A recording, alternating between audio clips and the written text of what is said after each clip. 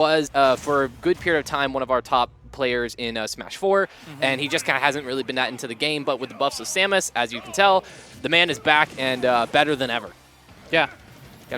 Now, things to note about the differences between DisqoBunny and the Cruise Loops. Cruise Loops tends to like to do a lot of movement and like wave bounces and whatnot. You'll see a lot less of that from DisqoBunny. He really likes that ground game, the footsie game. No, yeah. Cruise Loops tries to pretend that Samus has cool tech, and DisqoBunny just goes, nah, this character's 1D. Nah, this character's one-dimensional, and I'm proud of it. I just zone you out, and then I'm going to do my thing. No, yeah, Disco's just real with you. Like, you see that timer, there's a good chance it's going to go to 0. Like, that's just how it is. Now, but, I mean, Gimmix doing a real good job, though, not letting Disco's zoning out, keep him out too much, getting a really good job of these platform drops. This is the same thing that happened when he was playing against that Rob player. He was just all Rushdown until the Rob player knew how to handle it. Good up So let's see what DisqoBunny has to answer. I mean, a big factor of the matchup, like we just saw there, and I know we've seen it a couple other times, is going to be how well Gimmix is going to be able to play around Samus's shield. Because Samus has easily one of the best out of shield options in the game with that up B. Yeah, with the up B. And I know Ken has a lot of crazy shield block pressure, but if Gimmix isn't on point with it, then he's going to get up beat out of shield. He's going to get hit out of shield consistently. Yeah, DisqoBunny nearly took out Zanrio on the winner's side using just that up B because of how aggressive Zanrio was playing. No, yeah, I mean that's even just Wolf. I mean, his blaster's good, but it's like fake distance pressure. He can't win a game by just blastering you. So at the end of the day, he has to hit you with his Wolf paws. But I mean, yeah, luckily eventually Zanrio adapted, and now he's on winner's side. I mean, yeah, still, good stuff to him. Unfortunate for Disco, but I mean, Disco's gonna have to do some of the adaptation himself. Gimmix is doing pretty well. He hasn't gotten too much on this stock though. Only 27% on. Ooh, 143. Trying to juke him out there, but we got forward airs out here. Great pressure there. I feel like this is going to be a matchup where Ken does really well when he gets in on Samus and on the ground, but like when Samus does win that interaction and gets him in the air, it's going to be really difficult for Ken to land. And DisqoBunny just telling him, hey, my fireball is bigger than yours. Right there, as he just took that neutral B to the face. Definitely. Ken has projectiles, but like Samus has like projectiles. Yeah, it's like, get this gimmicky stuff out of my face. That charge shot is a move I think every character wishes they had. It's just like, what do you do? Like, what do you do? He just ran into it. Yeah, I mean, what do you do? Because clearly, well, when he was placed onto that platform, Gimmix's initial plan of dropping down from the other platform with an aerial and then confirming that into a move wouldn't work. So he was like, wait, what do I do? I really love how Gimmix is playing right there. Like, he knew DisqoBunny was at a disadvantage, and he just sat there underneath him, and he was like, pick an option. Definitely. Hurry up. Yeah, I think Disco, like, one thing I would like to see out of him more as a player is he has it. Oh, no, that was the confirm. I don't even know if that probably would have killed. If he got the right, if he got, like, heavy up tilt, it probably would have well, killed. I think or he heavy was jab just looking even. for just regular DP. Because at this point, a strong DP should kill. Well, with this rage, but I don't know. Samus is very, very heavy. So, I mean, it might, but PS2 has an extremely high ceiling. Or does it have a very low ceiling? I don't know. I think it's like average.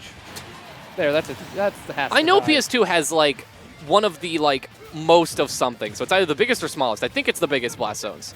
It can't be the smallest, so. It has to be the biggest. Ooh! Great hard jab to finish out that down tilt combo. Not going to find the stock, but 139, he's very close. Now, this is the first time that DisqoBunny's been ahead the entire set. No, yeah, but I mean, at 141 against Ken, that could be very short-lived. But Disco seems to have found a really good spot at just kind of getting Gimmix to start approaching very, very poorly. And now, I mean, he's at 71% in the corner. It's only going to build from here. Now, a big thing that I really like about DisqoBunny's Samus over Cruise Loops is that Cruise Loops, when he was at very high percentage, he would play very aggressively and would go very hard in.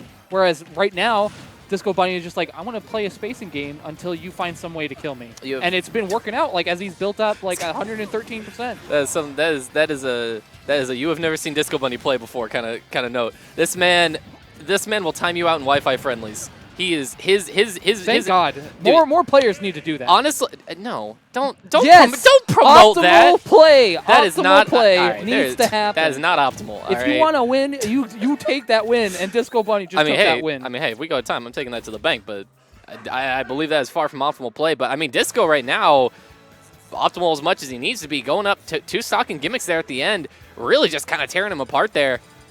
They're both laughing it off. Difficult to do against Samus.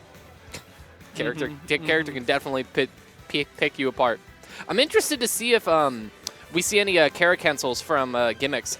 He has not done any. Yeah, that tech, I know like the true input for Tatsu even would beat out just a lot of, literally every projectile that Samus has. I think he did it once against Star, but I don't think he did. I mean, you don't even need to carry cancel it. You could literally just do an input Tatsu if you don't really know how to approach, and then if you catch Disco and end lag, which he's committed, which you've kind of conditioned him to think he can safely throw out these projectiles, then you can get in and get a pretty decent combo. Mm-hmm. There's no way we're seeing the Palutena. Wait. Didn't he win? Isn't he character locked? I don't know. I mean, at some point you can just kind of let people change. It's not a big deal. I mean, like, I'm not going to enforce the rules, but it's like...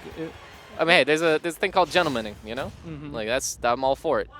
Both of you just want to go, hey, let's just do this, you know?